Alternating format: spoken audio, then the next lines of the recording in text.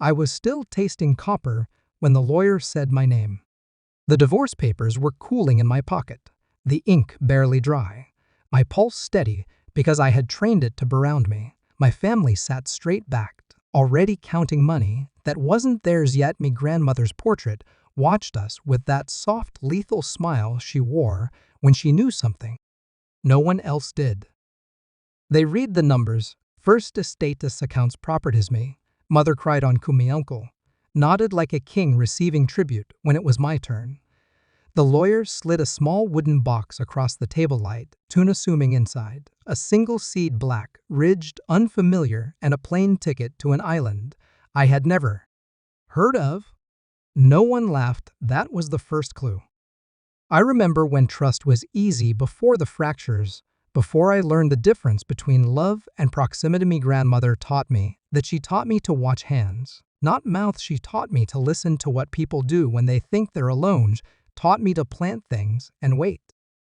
I met my husband. The year I stopped believing in inevitability arrived polished and gentle.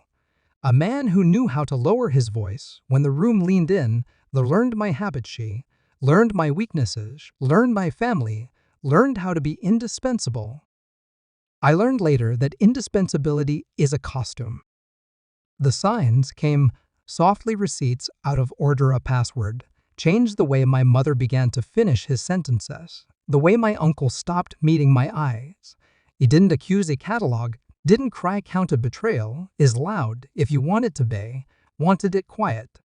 The message arrived at 2:17 a.m. sent to the wrong number of spreadsheet columns, labeled with my initials percentage estimaliness, the kind of mistake that only happens when someone believes the ending is security. Put the phone down and slept. In the morning, I began to plan. At the will reading, they mistook my stillness for defeat. They mistook the box for cruelty, mistook my grandmother for senile. They had always underestimated the women who didn't rush. The island smelled like salt and old Wraith, the guide, was waiting where the dock met the trees, her hair braided tight, her eyes amused. She didn't ask my name. She didn't even ask why I was there. She said 7 words and handed me a shovel. Your grandmother taught me how to wait. The seed went into soil. The color of rust. The guide showed me where the irrigation lines ran and where the cameras didn't. She showed me ledgers my grandmother had kept offshore, not for hiding, but for timing. She showed me contracts signed years ago by men who had forgotten they'd signed anything at all. Back home, my family celebrated me husband, moved fast. They always had accounts, were consolidated properties, were listed press releases, drafted filed motions, assuming I would miss deadline. Easy, didn't have filed first quietly. Jurisdictions matter when you know where the roots are. I let them think the island was a jokey, let them think the seed was sentimenty, let them think I was grieving. Grief is an excellent disguise. Weeks passed. The plant broke, grounded, grew wrong, sideways, aggressive. The guide smiled and said it would back home. Auditors arrived, uninvited. Regulators asked questions that had been waiting years to be asked. Ava Foundation, my grandmother had endowed, chaired, inconveniently, by me, invoked clauses no one remembered agreeing to.